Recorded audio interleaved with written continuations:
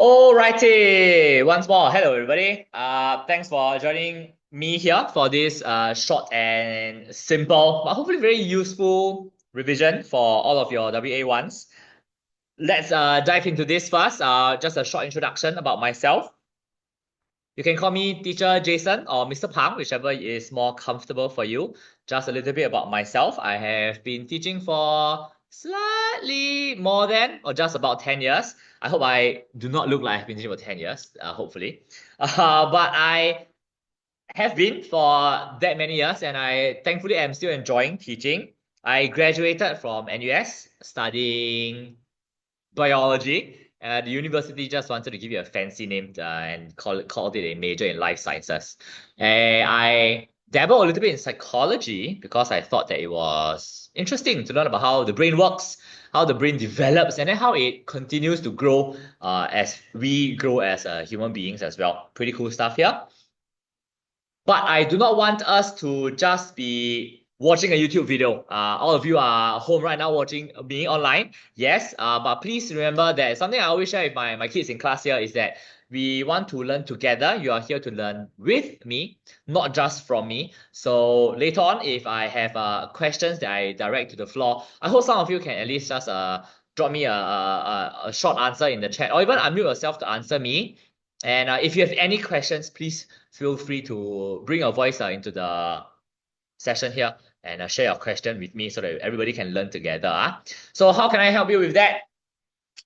Just to share a little bit about myself, outside of the classroom as well, I am human, just like you and I are. Okay. A little bit about myself is that I love the outdoors. Okay. I recently returned from Korea for a beautiful hiking trip with my wife, and we submitted Korea's second tallest peak, Jirisan, if you are familiar with that. But yes, other than that, outdoors is something that I'm extremely passionate about. I also do a little bit of rock climbing. You can see on the right-hand side there. And I have the beautiful opportunity of combining my passions of climbing and teaching. So I do conduct some climbing courses here and there as well. So if we do share some interests together, hopefully next time I'll see you outdoors, I'll see you on the wall, or if some of you has are able to sneak a peek at the bottom picture, I play in a band as well, which our concert is coming out soon. So if you want to know more, you know where to find me. Okay. But other than that, right? So just remember, you are here to learn with and not just from me. Okay, that's a little bit of myself. Now on to a little bit about OVERMUGGED. Some of you may already know a little bit about us, but allow me to just share a little bit more lah. Okay, so we are spread out mostly around Singapore. For me, myself, I am mostly at Kovan and Tampines. I am at our Kovan Center right now. As you can see, we have I just finished a class. So it's a very, very nice place for me to teach at. Okay, let me just bring my screen back on. Okay. All right. Nothing too much for you to worry about for now. I was from the Learning Lab, if you recognize the tuition center previously. But again, that is just something that you can get online. So nothing too special here. Let's move on to what we are interested in here. Having joined the regular lesson here, after today's session, you will get access to all of our learning resources, and of course, you have access to consultations with me if you need to, obviously within means, okay, right? And with that, fairly straightforward, okay? Can I invite all of you to whip out your phones for me and scan this QR code to get access to the materials that we will be working on together, right? But if the QR code scanning is not too convenient for you, let me send the link in the Zoom chat here as well. Okay, just give me 30 seconds to get that link out.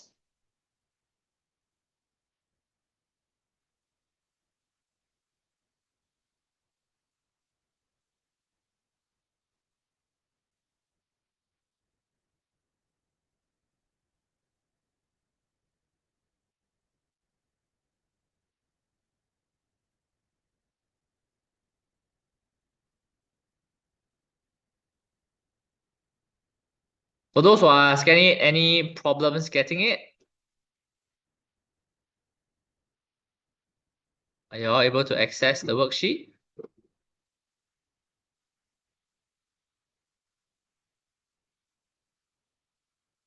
Thanks, Sashika. Thank you.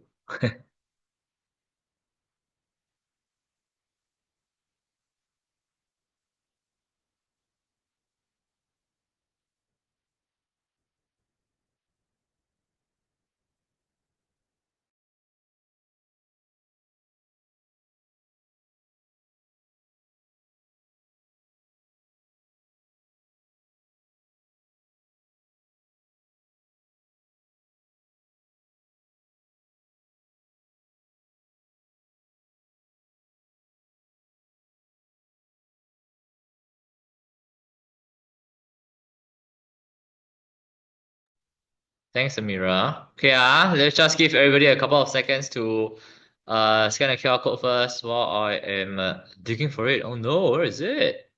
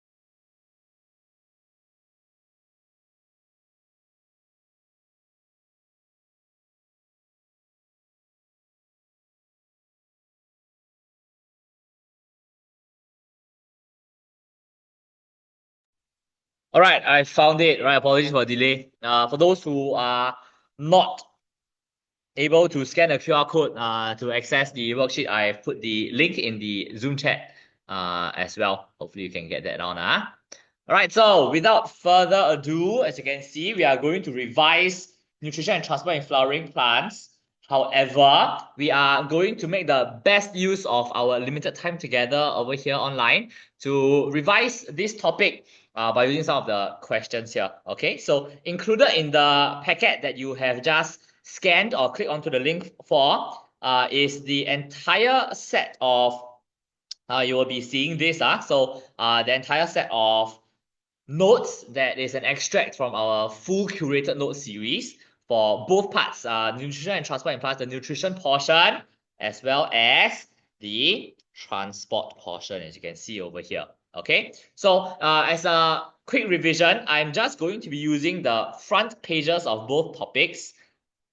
So please move along with me. Something you will come to realize learning with me is that I love to scribble and doodle as we learn together so that I can better highlight to you and emphasize to you certain things here. All right, so please join me at, it's written as page 115 over here on my screen. We're going to be looking at nutrition in plants, okay? Nutrition in plants first. Now, first and foremost, these learning outcomes is something that every school teacher, every tuition teacher has access to. It comes from the Ministry of Education when they set their syllabus. This document is meant to tell all teachers from schools and centers, hey, at the end of the 4 years when they take their O levels, they need to be able to do this. Now, if you have not been exposed to this in school yet, I am thankful that I have the opportunity to share this with you right now. So what is the learning outcome for? Simply put, before you step into the exam hall for your O levels, you need to ask yourself, can I identify the cellular and tissue structures of a dicotyledonous leaf? Am I able to state that chlorophyll absorbs light energy and converts it into chemical energy? And so on and so forth. Okay, so this is how the learning outcomes work. Okay, so as I said, the entire curator notes are extracted for this topic are available for you. I'm not going to look at that because it's for you. I'm going to use the learning outcomes as a means of quick revision. Okay, so just for me to check that we are all on the same page, can I request that I have your thumbs up for me now as well, please, so that I don't lose all of you. Okay, as long as I have more than half, I'll be able to proceed. Thank you, everybody. I love the thumbs up. We are almost half. Can I have more thumbs up, please? Ken, I'll take it. Thank you so much. All right, so first and foremost, identify the cellular and tissue structures of a leaf. Now, if you're wondering what this fancy word is, dicotyledonous leaf. Now, in our syllabus, we are only focusing on dicotyledonous plants anyway. So there's not much of a difference in, what is this? However, now that I have the opportunity, I'm just going to share this with you. Dicotyledonous, simply put,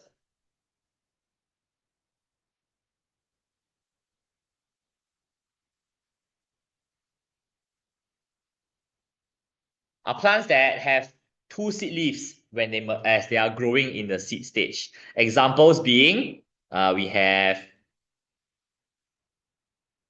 green bean,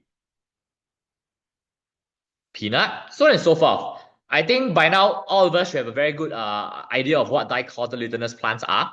They are simply the two halves in the seed leaf, isn't it? Okay, so this is in contrast with, how can I do this? I'm going to do this versus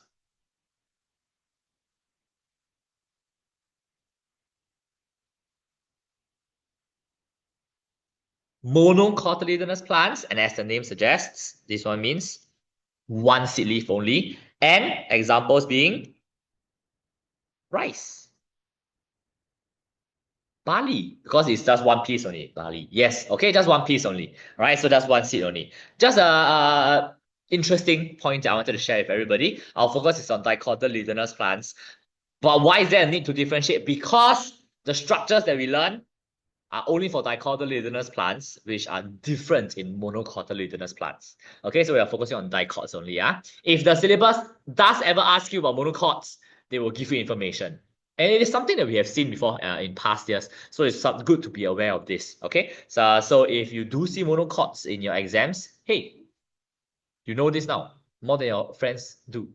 Okay, so light microscope, we should all know this already since the first topic here. So focusing on distribution of chloroplasts in chlorophyll. Okay, I'm going to challenge myself to challenge you. Can I just have everybody just spam in the chat, please? There are 3 types of cells in the leaf that contain chloroplast.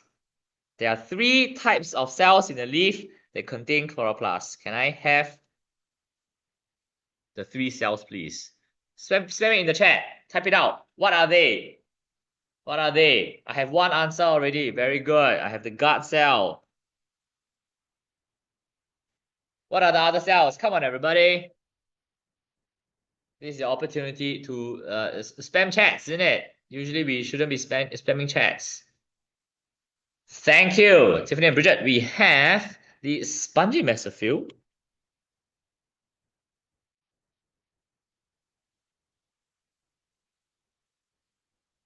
And excellent, palisade.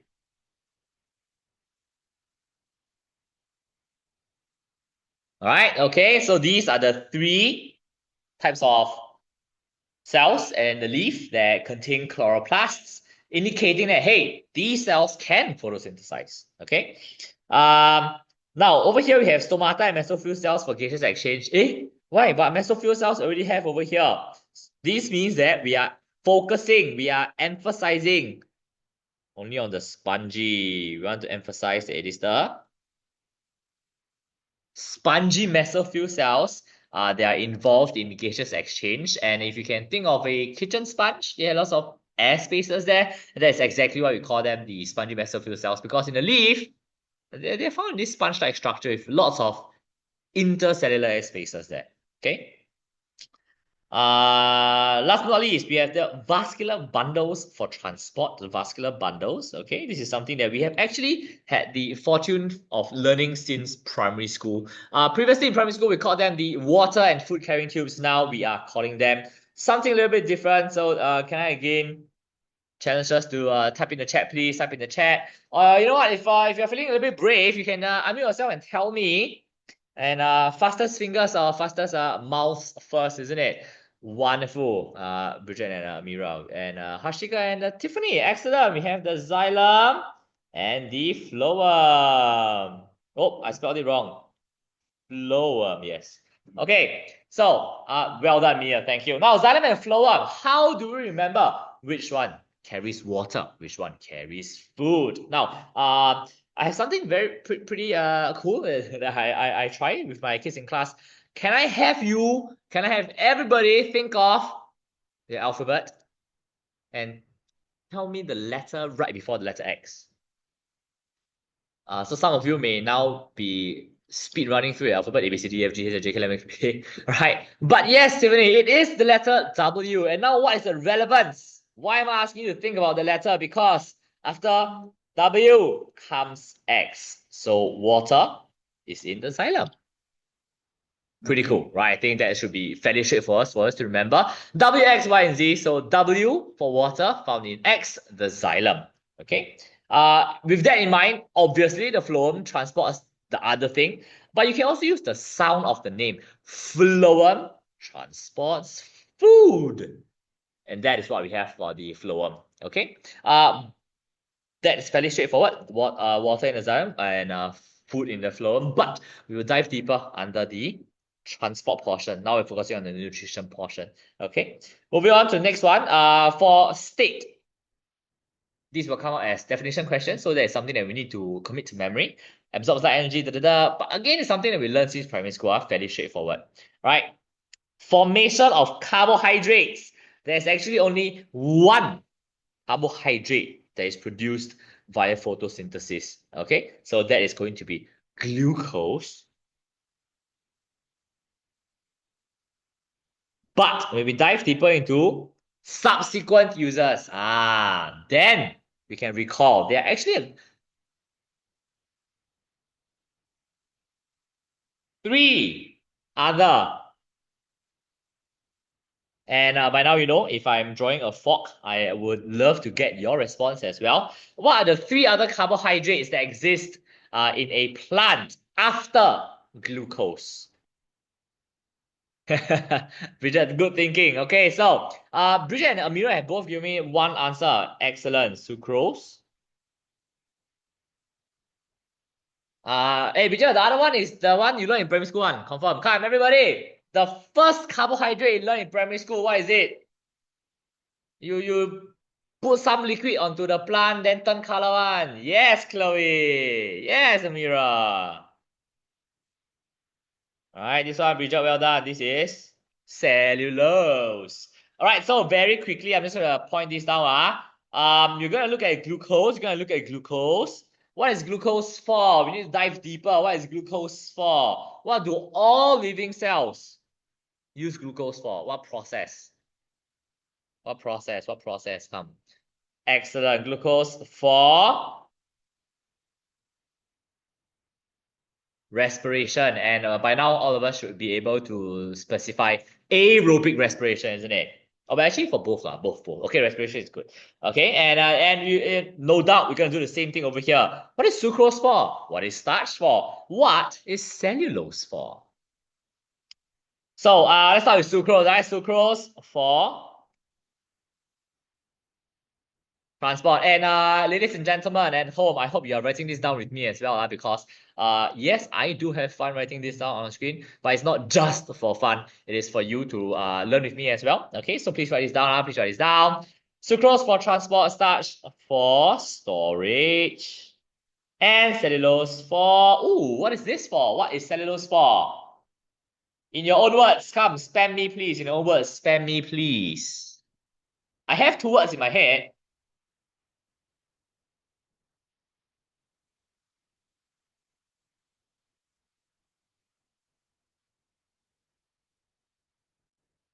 All right, come, let's give our other friends more time to answer as well. I am looking at some correct answers already. Very good, thank you.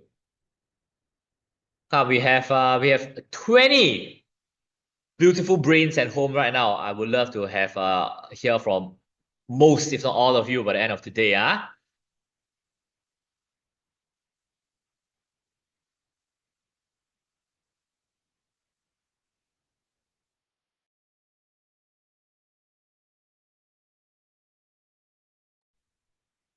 Okay. Okay, so excellent. Yes, I'm looking at the correct answers here. We're looking at cellulose for structural support.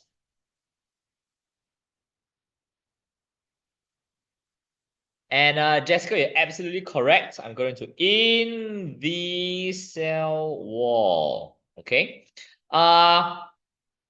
So these are the standard answers here. But Amira has shared with me a very interesting answer. Amira, you said consumption. Amira, are you able to unmute yourself and just share with us a little bit about what you can elaborate on when you say consumption?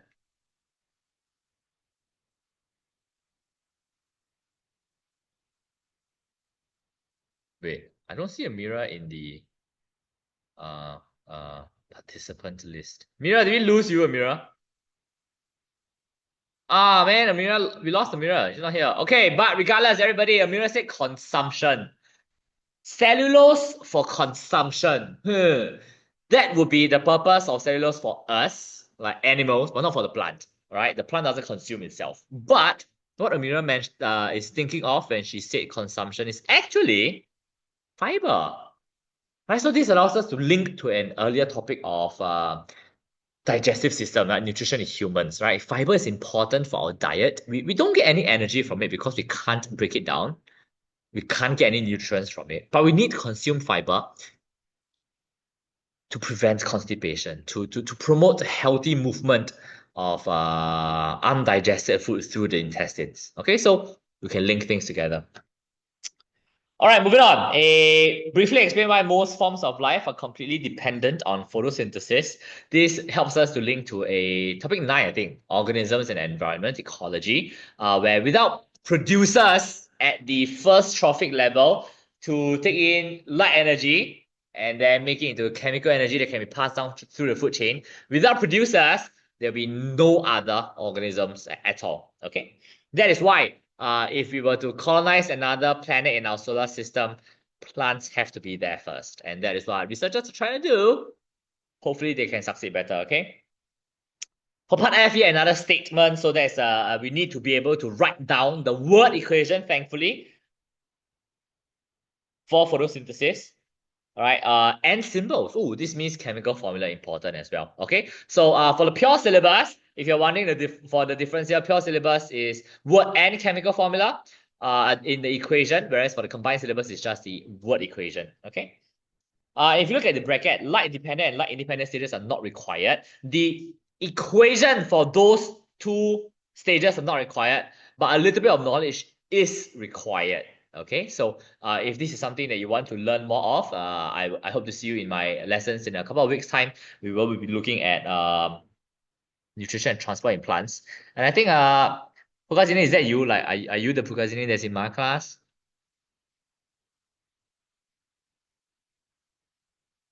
Yeah. Okay, awesome. Hi. This means that we will be doing it in when we are done with infectious diseases. Okay. I will have the opportunity to share more with you about light dependent, light independent. It is an amazingly exciting thing.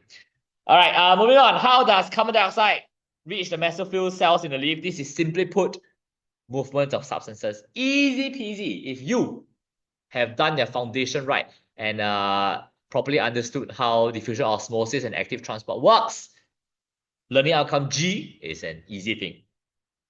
All right, the last two things are factors affecting the rate of photosynthesis. This one is simply put your limiting excess kind of thing in chemistry. But over here, we don't talk about the excess. We just focus on the limiting factors, not reagents. That's something we have to dive deeper to look at for light intensity, carbon dioxide, and temperature as well. All right, with that, let's move on to the. Do you want to talk about anything here? No. Okay, so read up on your own. Read up on your own. Read up on your own. Read on your own. Okay, move on to the learning outcomes for transport in flowering plants. Okay, transport in flowering plants. Now, I want to take this opportunity to look at learning outcomes again. Same thing. So, how do we use learning outcomes? Can I identify the positions of and explain the functions of xylem and phloem? Am I able to explain how the structure? All right, so this is how we use it. Okay. Structure and function of xylem and phloem, simple stuff. I'm not going to spend too much time over here. This one, again, movement of substances, osmosis and active transport. Okay. Besides, you should remember that you have been exposed this idea since primary school. We are just learning the proper terms now. And if you look at this, gaseous exchange in plants, once more is movement of substances. Movement of water, osmosis once more. All right, water potential. Okay. Transpiration pool, the pathway. So from A to B to C to D. That's it. Okay. Similar to the photosynthesis one, factors that affect the rate of photosynthesis. Likewise, we also have factors that affect transpiration. We have wind, temperature, humidity, light intensity. And then how does transpiration link to wilting? Okay, so this one fairly straightforward. Very straightforward. Yeah, I would say it's even easier than the photosynthesis stuff. And then translocation, if you look at the last point over here, translocation is for movement of sucrose in the phloem. And not a lot of emphasis is placed on this concept for this topic over here, but is usually used as application. Alright, so you could be aware of that. Okay. But the good thing about my creator notes is that it is all there for you. Okay, so it is all here. Vascular bundle, we talked about it already. Where are what things found everywhere here and there? So we have the xylem and the phloem. Okay. Move on substances. Transpiration. Why is it good? Why is it bad? For wilting. Pathway. How to measure. Okay, we will talk about the details of all this in my regular lessons of how tomato opens and closes as well. Translocation. And with that, we are on to our question already.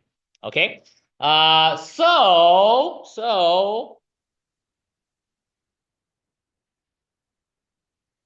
there are only 6 MCQs over here.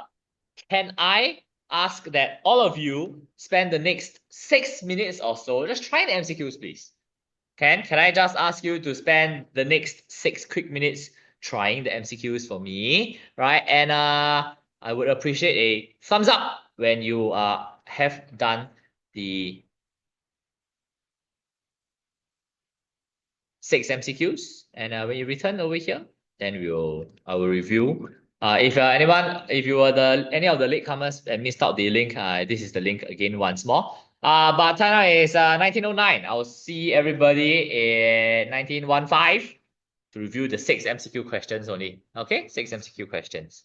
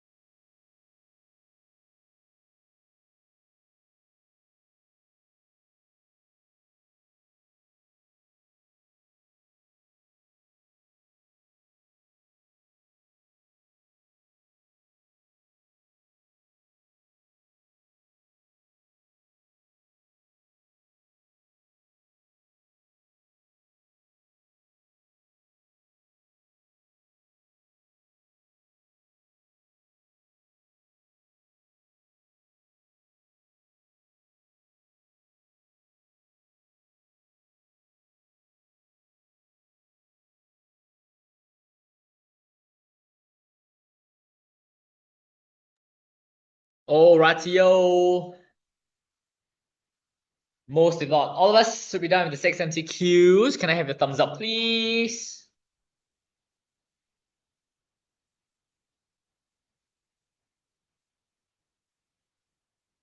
Thank you, thank you.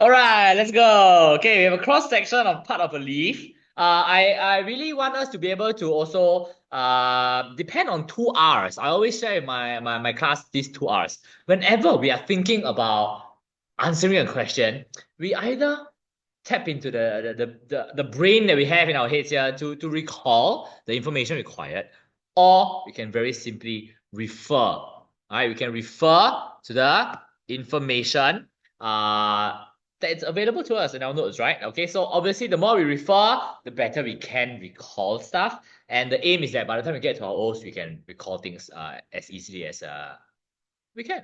Okay. All right, come. We have the four layers, four things drawn out for us over here. But very immediately, I again want to challenge everybody. This one, I will call it. Oh, let me just draw it properly.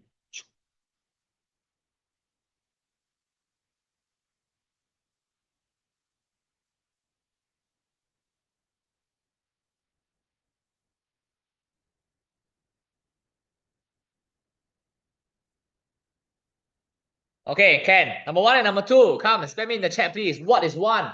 What is two?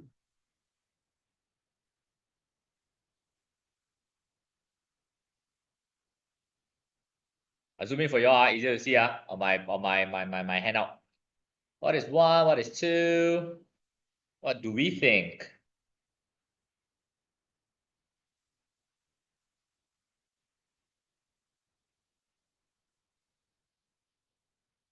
Come. 20 people.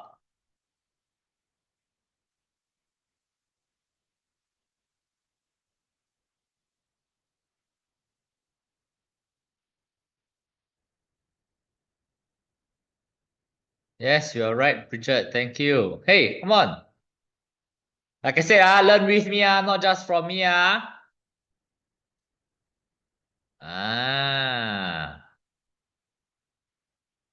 Okay, Chloe and Hashika, y'all have the exact same answer as Bridget as well. So I have three exact same answers. And the beautiful thing is, all of you got number one correct. Okay, so this is the waxy cuticle. You can refer to the notes. It is the waterproof layer, reduced water loss, But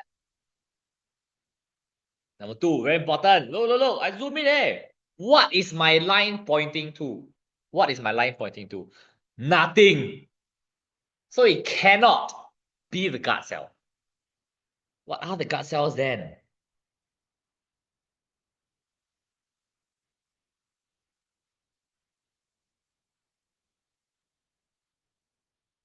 Okay, please keep in mind, everybody. If the label is pointing to a nothing, it cannot be the guard cell. However, it is also not the stomata. Oh no, why is it not the stomata? Yes, yes, Richard. It is the stoma. Hey, here in bio, we take singular and plural nouns very seriously. Okay? Just like how mitochondria and mitochondrion are very different. You will get your mark penalized if you don't use the correct noun there. So make sure, stoma one, multiple stomata. All right, so excellent. We are trying to identify the cell found in layer X. I hope all of us are able to name layer X as the palisade mesophyll. So therefore, we are trying to identify which cell is found in the palisade mesophyll layer. Okay. Quite a giveaway question. The answer is A. Because let's write down. I don't want to take. I want to. Nope. That's not nice as well. Okay lah. I take a highlighter. Okay, but yes. How do we describe the structure of a palisade mesophyll cell? Okay, it's elongated and cylindrical. So that is the structure, right? Structure.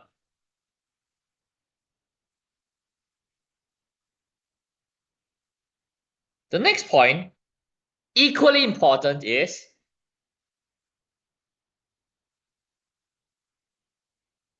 the arrangement. Now, the arrangement of the palisade mesophyll cell is incredibly important. We need to be able to keep in our heads that the palisade mesophyll cells, elongated and cylindrical, they are arranged in a particular way. They are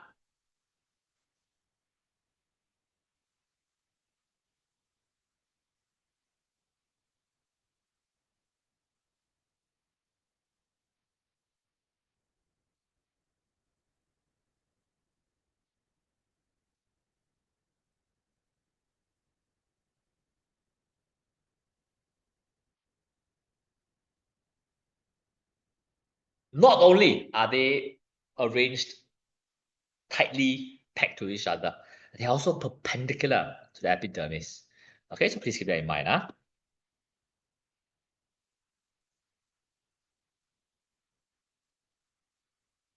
right, so this means that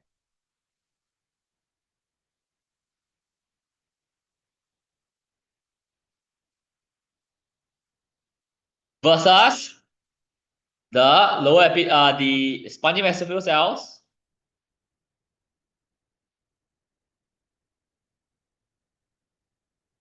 they're going to be loosely packed, lots of air spaces. Okay.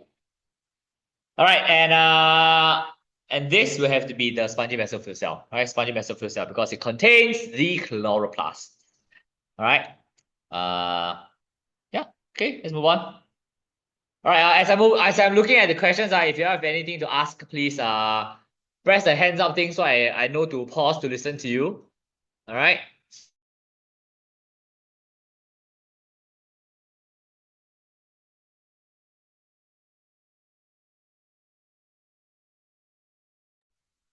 All right. Sorry about that. Okay. Now we are looking at factors affecting the rate of photosynthesis. We have on the x-axis light intensity, and here is oxygen production. So I kind of gave it away already, but I hope that all of us could understand. Rate of oxygen production is used to represent the rate of photosynthesis. The greater the rate of photosynthesis, the greater the rate of oxygen production, right? Because photosynthesis produces oxygen. If I can photosynthesize very quickly, I will therefore produce oxygen very quickly. Together.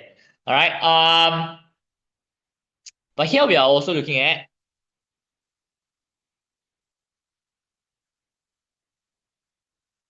two different carbon dioxide concentrations. We have to figure out, which one? I think quite obvious. Which one has the higher or which one has the lower one? Okay. But if you look at this,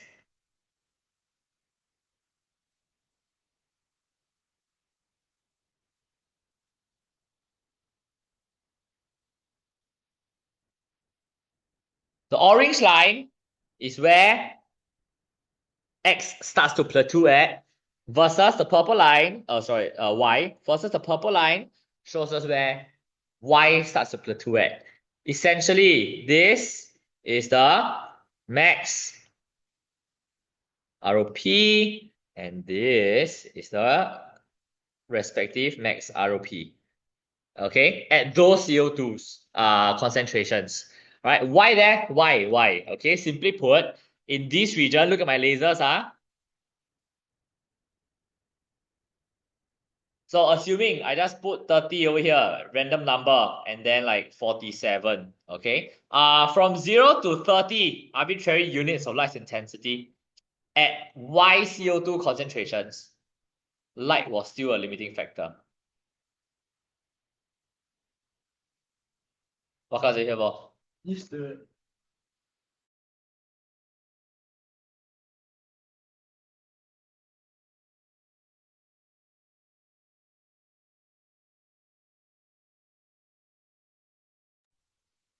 Okay.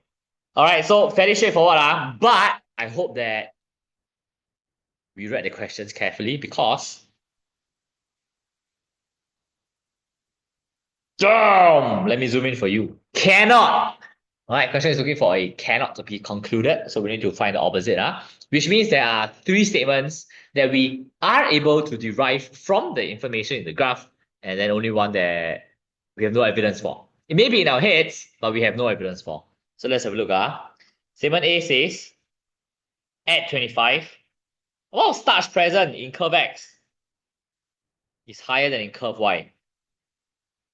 Are we able to link to that? Are we able to link to that from the information in the graph? So is starch produced via photosynthesis? I hope by now that we are able to answer a big fat no. It is not produced via photosynthesis. That's something we wrote down very early on. It is produced as glucose and then stored as starch, right? Okay. However, the graph is talking about oxygen, light intensity, carbon dioxide. Nothing about starch, isn't it? So we gotta make sure that we look at the other things here to make sure that we are understanding what is happening. So let's look at B now. Can we conclude B from the graph?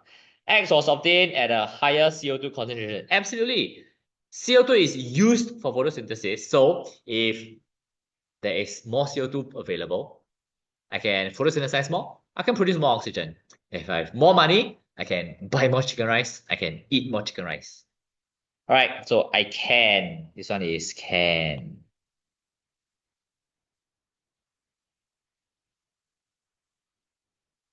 Light intensity is the limiting factor after 50 arbitrary units in both curves. 50 over here.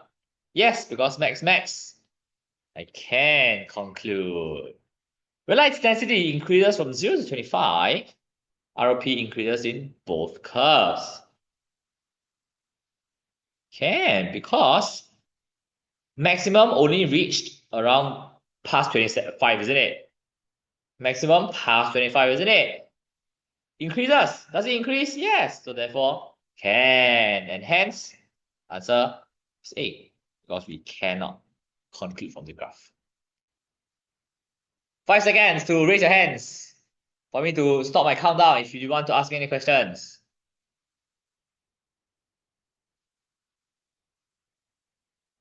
Okay, let's move on. Now we're talking about transport already. So as I shared earlier on, we're looking at the dicotyledonous plants here. All right. We need to know that the vascular bundles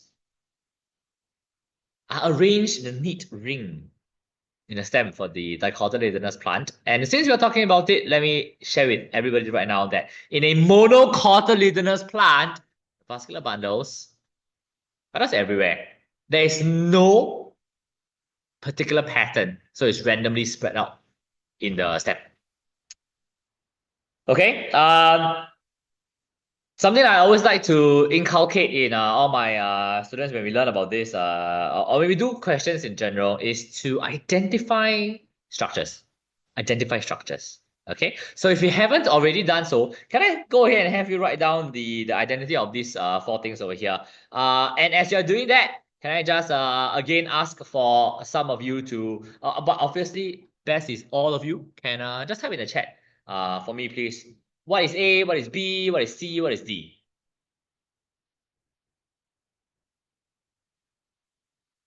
Question 2 answer is A. Question 2 answer is A.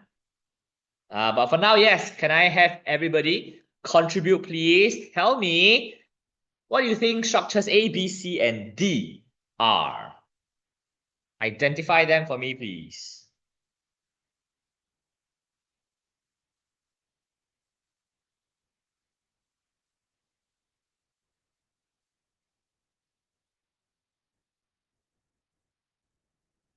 I take water. Come on. One more answers, please.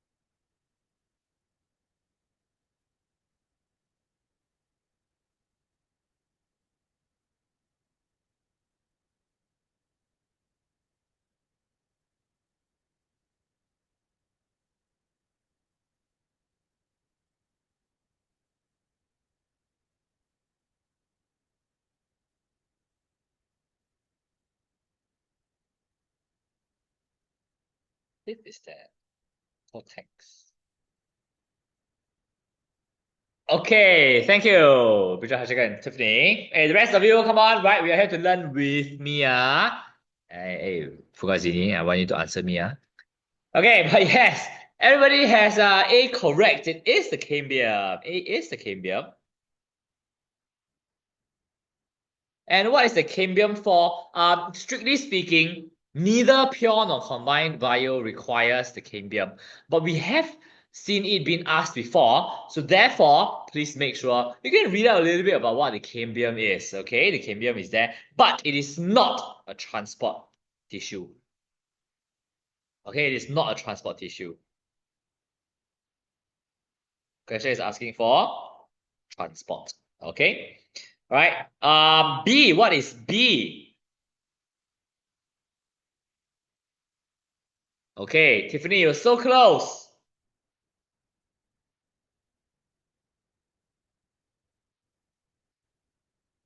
The central structure is the pith. Right? The central structure is the pith, which brings us to B being the cortex. And the cortex is for storage. Just like how the pith is for storage as well. Okay? C and D are the structures. Okay, C and D are the transport structures. And yes, Bugazini, thank you. C is the xylem. Oh, why am I wrong? C is the phloem. Oh, D is the xylem. Now, based on what we did together earlier on, W, X, Y, Z. So water in the xylem. How can I help you remember more easily that water is on the insides? Is that simply put, I hope by now everybody knows that water is more important than food when compared directly in terms of the survival of the organism. If you take human beings for an example, we can survive 3 days at most without a single drop of water, but we can survive for up to 7 days without any food, as long as we can drink water. Okay, all right, so very important. Oh, water is more important, therefore water is kept more protected towards the inside of the stem. Okay, hopefully we can help this. So this is for water. Question is talking about sugars. That is a type of food. Answer is C. Okay, once more, 5 seconds if you need to ask me anything.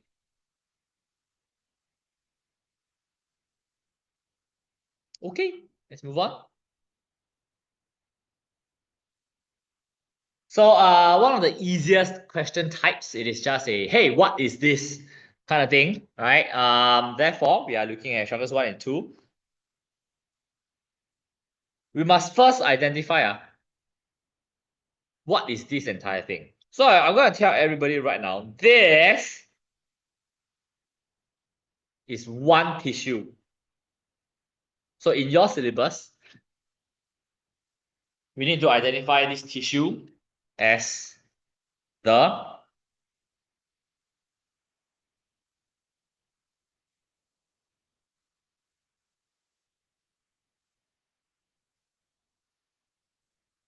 So the purpose subject here is to identify the structure of the phloem. The phloem is made up of 2 different types of cells.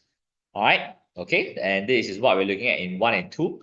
But we're going to identify some of the structures that we can see over here. Most notably is this thing. Anyone can tell me what is the name of this thing?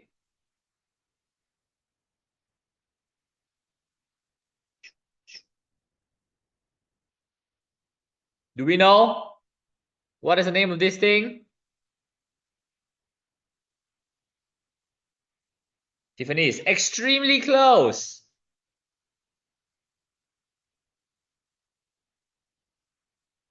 Tiffany, if you have a look, sieve tube element is 2.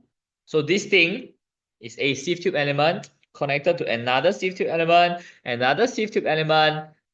Well done. Thank you, everybody. I'm seeing correct answers. No worries, Tiffany. We learned together, right? This is the sieve plate. It is a sieve plate, okay? How can we make sense of this? Right, because we need to remember when we learn about transport in plants, when we talk about translocation, sucrose and amino acids are actually not just floating down by themselves as like sugar cubes. Like that. That's not what happens. They actually dissolve in cytoplasm, which has to flow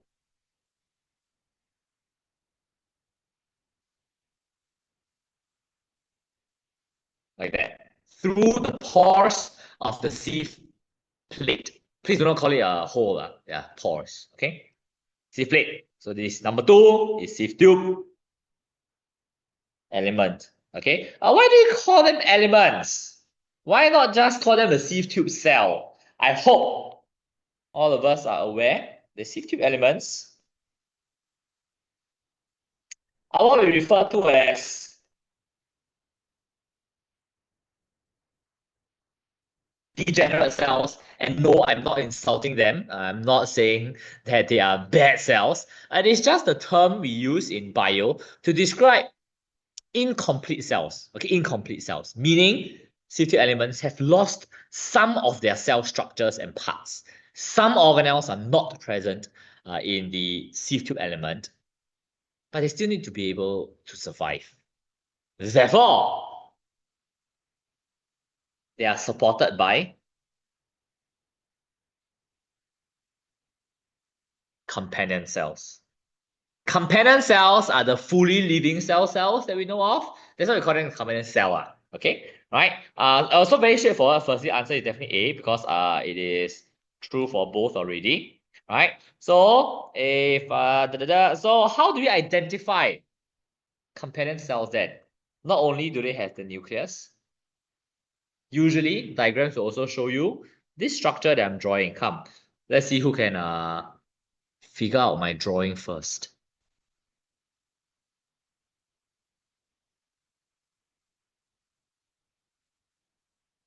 The color has nothing to do with it. I'm gonna change color. Who knows what I'm drawing?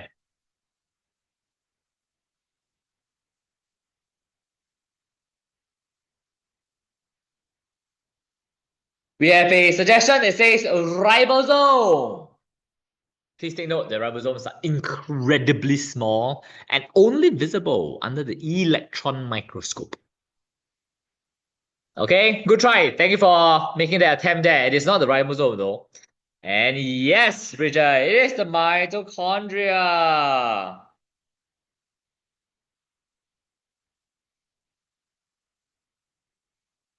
Yes, mitochondria. Okay.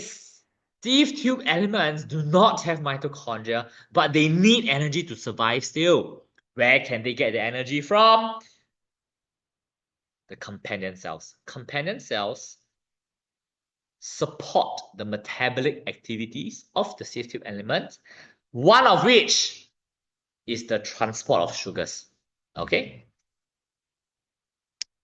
Read up more about that in my creator notes under translocation. All right, so question 4 answer is A. Let's move on. Question 5. When young leaves are being formed on the plant, large quantities of mineral ions are needed.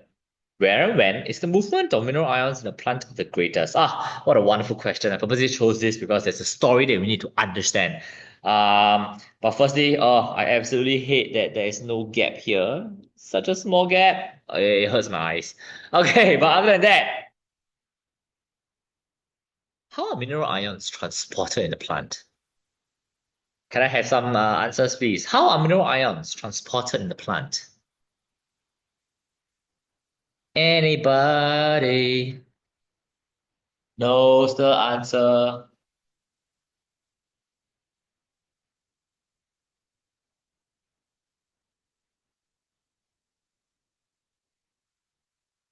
Question 4 is A. All right, Julian, Bridget, thank you for your suggestions here. And well, one of you is correct. Right? So you gotta remember, water in xylem, yes. Sucrose in phloem, yes. But it's not the only thing being transported. So we want to level up, okay? There are actually two things that we need to remember in our syllabus that is transported in each of the vessels. So water and mineral salts in the xylem, and then sucrose and something else. Come, fastest fingers, fastest brains. What else is transported in the phloem along with sucrose? Sucrose and are transported in the phloem. And yes, Bridget, when you see texts say manufactured food, it is just sucrose. Thank you for clarifying that, Bridget. So once more, sucrose and are transported in the phloem. Come, more answers, please. More answers, please.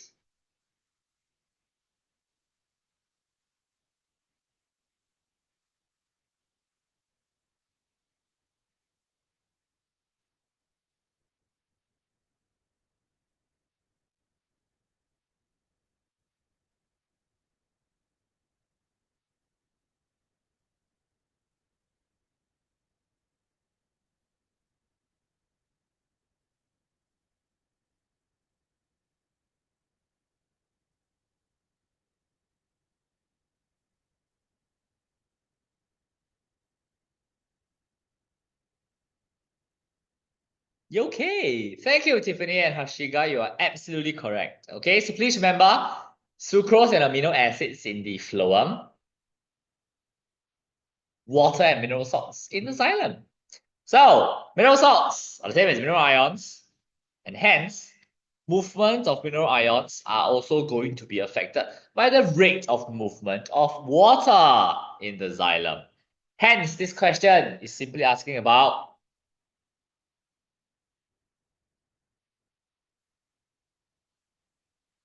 let's write this down. Dissolved.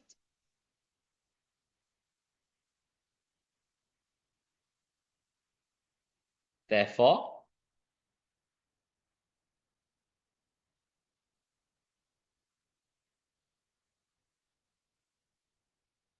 transported in xylem. And since we are talking about movement, we are therefore thinking of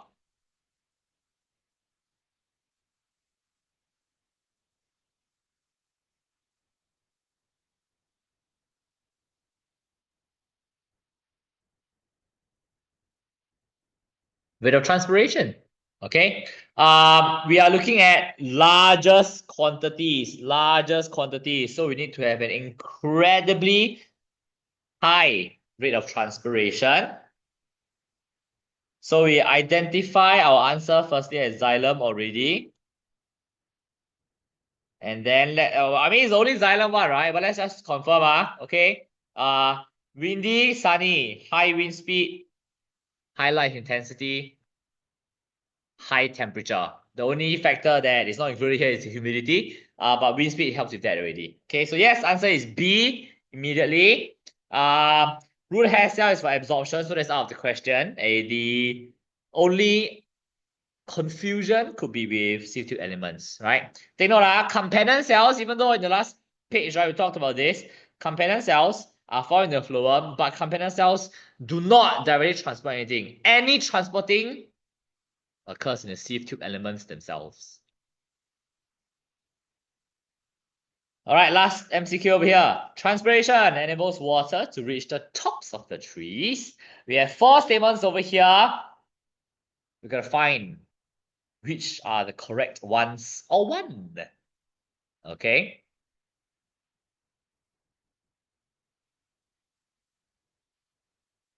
We are looking at analyzing our answers over here into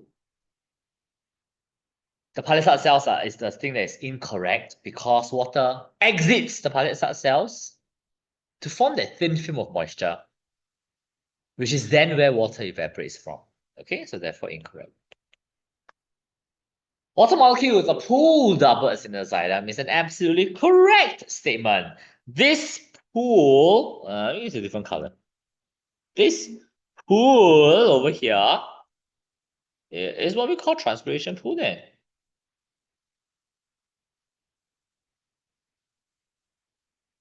Okay. Water molecules put upwards in the phloem is incorrect because of the phloem.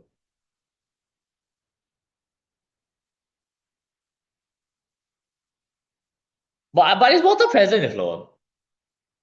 Can I ask this very simple question to everybody, please? Is water present in the phloem? Yes or no? Come on, people. Yes or no? Is water present in the phloem?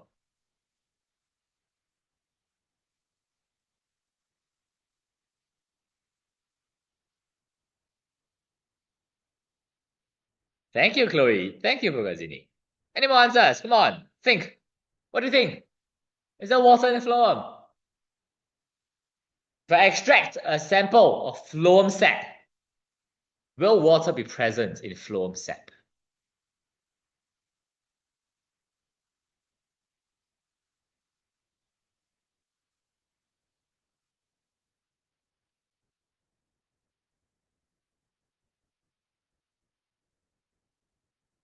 The answer is yes, water is present. Why? Because sucrose and amino acids are dissolved in the cytoplasm in the sieve tube element. And what makes up the majority of cytoplasm? Water. Okay?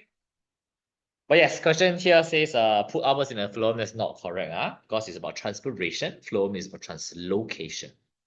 All right, last statement. Water vapor diffuses into the spongy mesophyll cells. Is incorrect because it diffuses. What color can I use now?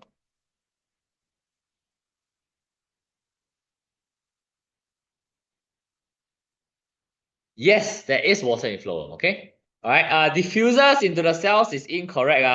I mean, actually, vapor diffuses is incorrect also. Okay, water vapor, when you talk about water vapor, is diffusion, yes. But when you talk about into the cells, it is not water vapor, it is not diffusion, right? Okay, so it's going to be water molecules via osmosis.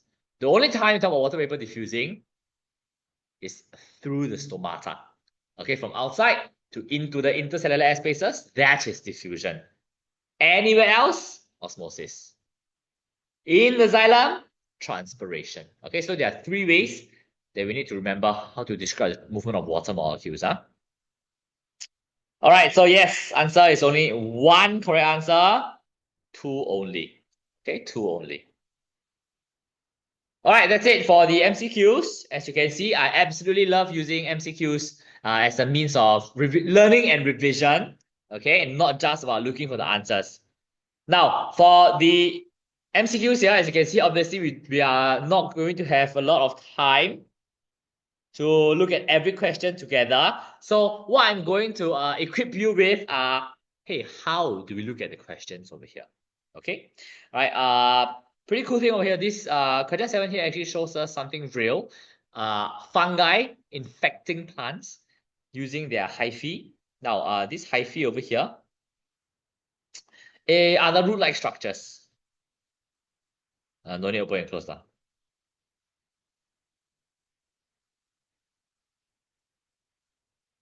Now I say root-like because they are not actual roots that plants have. They are root-like structures. But the similarity is that, hey, they just grow everywhere that they can to help the organism obtain water. Obtain water. So therefore, where is it going to grow into? It's going to spread out throughout all the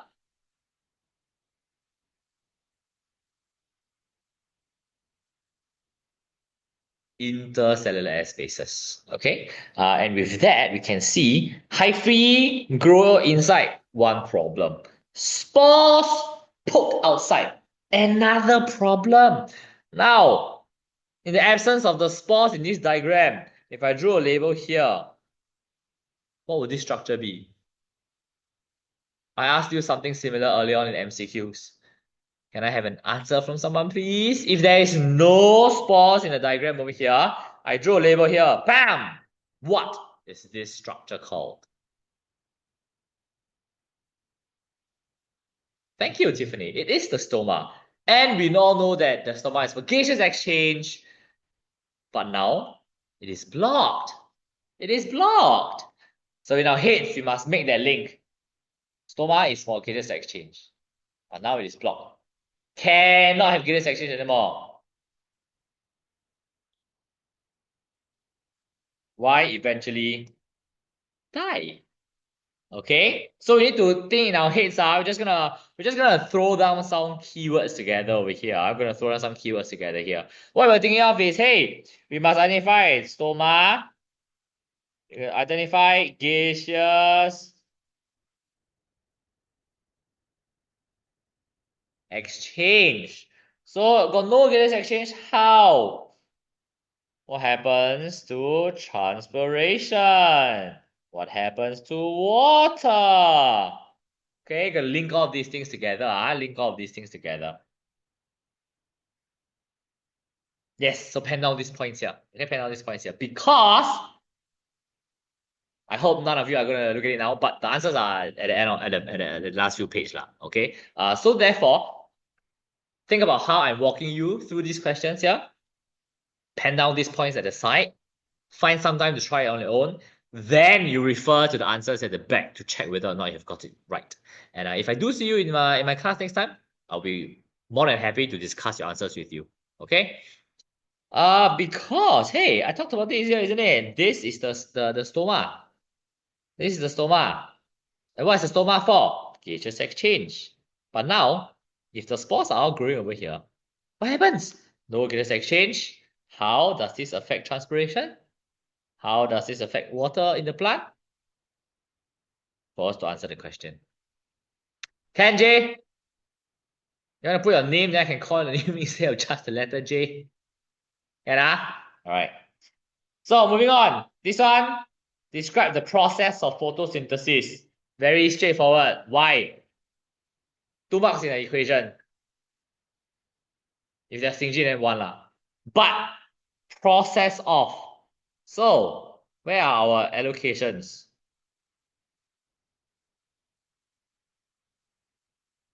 How do you obtain the reactants? So what are our reactants? They are actually, can I just ask for your help again? There are 3 things that plants obtain from their surrounding for photosynthesis. What are they? There are 3 things that plants get from the surroundings for photosynthesis. Yeah, well done, Bridget. So we have CO2, light, water. Okay.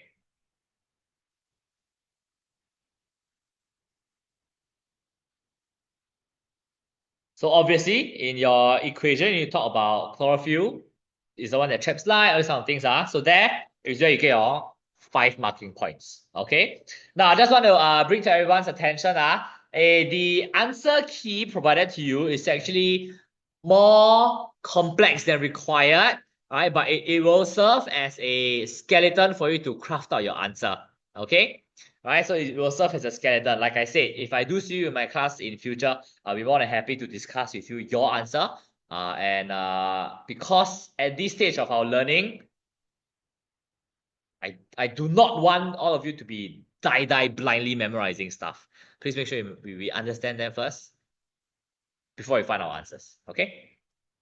Because I don't want you to memorize the answer given to you. It's too complex. Really. All right, but moving on. ROP. Oh, this one is too easy. Too easy. This one is simply just the effect of temperature on the rate of photosynthesis. And but why though? I need us to think. Why is photosynthesis affected by temperature? We know carbon dioxide is a reactant, water is a reactant. So more carbon dioxide, more water, greater rate of photosynthesis. More light, then I can break down the carbon dioxide water. Right? But what's the effect of temperature? Can I have someone just try, please? If you know this, okay, very simple. All of us 100% know the concept. It's just whether or not you have been exposed to this in school yet. Why is photosynthesis affected by temperature?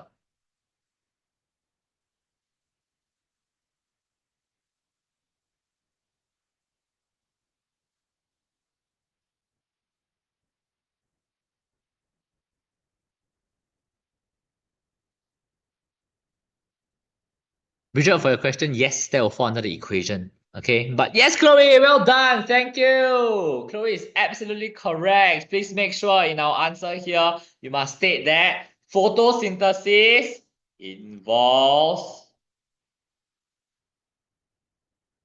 enzymes. Enzymes. So enzymes are going to be affected by temperature. Well done, Pugazini. That's the exact explanation I'm looking for. Okay, so warmer day, higher temperature, closer to optimal temperature. Da, da, da, da, da. Colder day, lower temperature, inactive enzymes. Da, da, da, da, da, da, da. Okay, well done. Thank you, Chloe and Pugazini. Let's move on. Oh, so cool. And this is an actual photomicrograph. This is an actual photomicrograph. So we need to be able to recognize such diagrams. Okay. Pretty cool stuff. Pretty cool stuff. You can see the elongated and cylindrical palisade mesophyll cells, the irregularly shaped and loosely spaced spongy mesophyll cells. So these are the palisade mesophyll. J is this. Gotta identify what J is. And then where's K? Oh, K is here. Okay, fairly straightforward. And how they are adapted for their roles. We need to specify.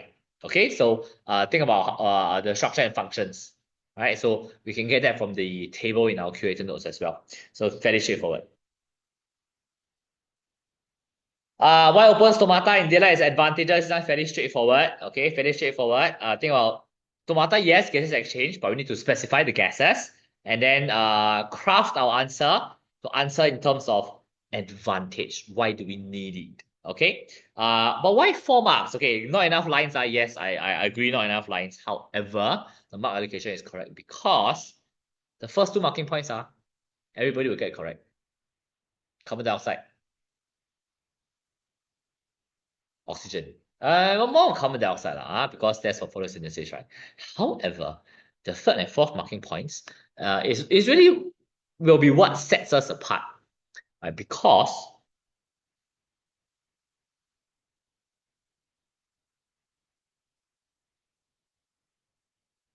of this. This is my clue for you. Okay, clue for you.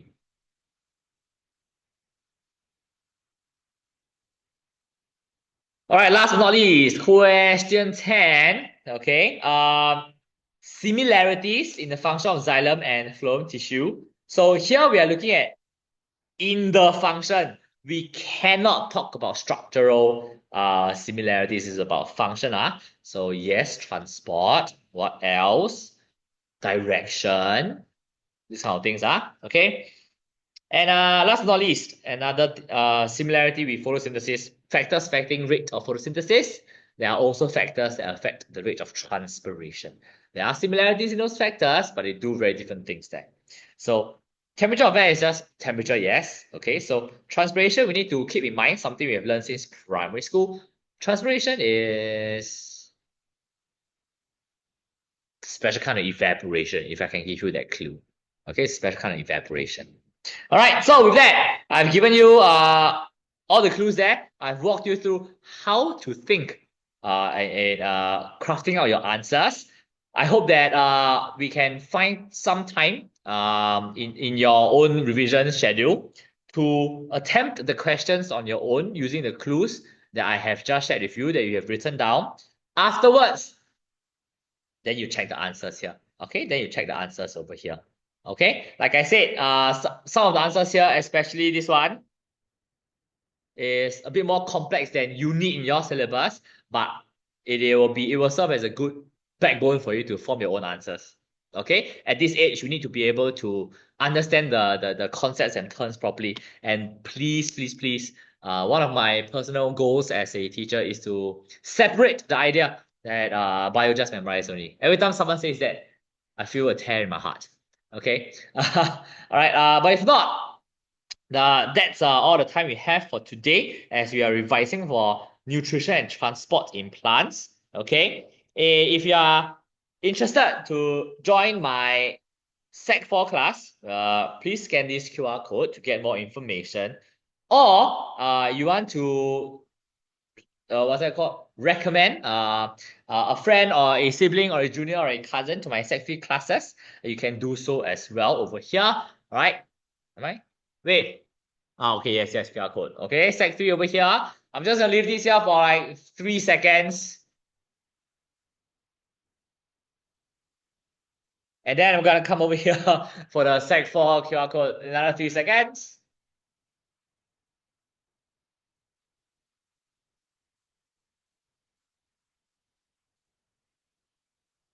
But if not, oh wait, I have a question. Question 2, why option C incorrect? Because I can conclude it. I can conclude it. After 50, I can conclude that it is a wrong answer.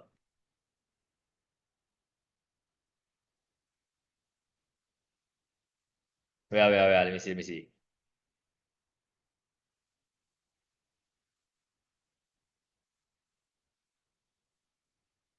Okay, wonderful. Thank you. Hey, I think got error here. Can you help me to make sure this one is cannot. Not a limiting factor. I was explaining not a limiting factor. Thank you for pointing that out. It's not a limiting factor over here. Okay. If you want to know more specifically about what's limiting factor, look at the creator notes included over here. I can see that it is on page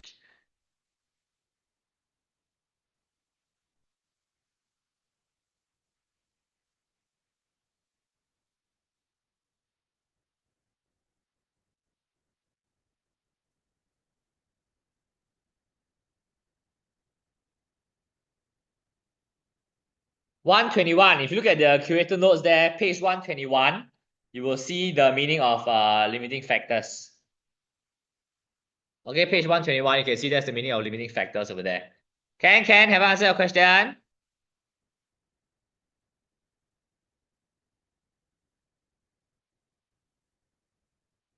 Can Okay, so yes. 121. Page 121. Okay. All right, but yes. If not, once more, all right, I'm Mr. Pang or Teacher Jason. Thank you for revising this very short session here with me. Can I ask that you help me to just do this very quick review on our Google page there? And the top review will receive a set of creator notes. This one, I'll let the admin team settle lah. Okay. But yes, please find time to try the questions that we have. I have guided you through when some of the tips left over there. Then check the answer key at the back. And if I do see you in my regular classes in future, I'll be more than happy to help you with the answers there and learn together with you as we journey towards our O-levels this year. Or if any of you are Sec3s, no, okay. Be it for pure or combined classes, I look forward to learning with all of you. But if not, enjoy the rest of the night, enjoy the weekend to come. Bye, everybody. Thank you, Vanessa. Welcome, Tiffany. Bye-bye.